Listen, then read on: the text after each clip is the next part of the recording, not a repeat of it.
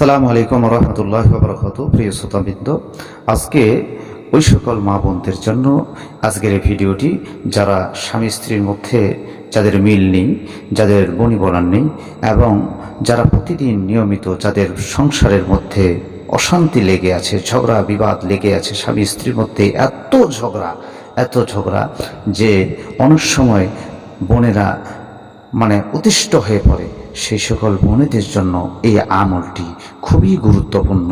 অবশ্যই ভিডিওটি কেটে কেটে না দেখে আপনারা শুরু থেকে শেষ পর্যন্ত যদি দেখতে পারেন, তাহলে আপনারা বুঝতে পারবেন কিভাবে কি করতে হবে, কি আমলটি করলে পরে আপনার স্বামী আপনাকে ভালোবাসতে বাধ্য হবে।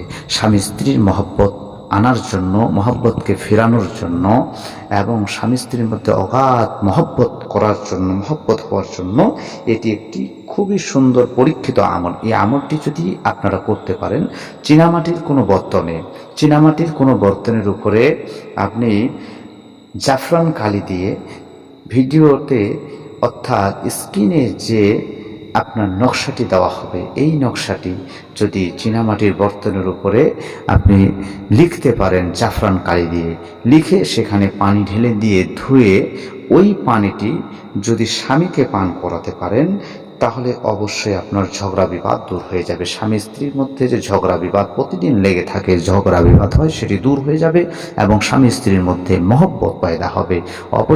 অবশ্যই বোনেদের জন্য এই ভিডিওটি ব্যবহার করুন, আর আপনারা একবার পরীক্ষা করে দেখুন, আর কমেন্টের মধ্যে জানান যে আপনারা এই কাজ শুরু করতে চলেছেন। অবশ্যই আপনাদের কাজ ইনশাআল্লাহ সাকসেস হবে। আপনাদের কাজের মধ্যে আল্লাহ বরকত দান করবেন। আমিন। আসসালামু আলাইকুম ওয়া রাহমাতুল্লাহ।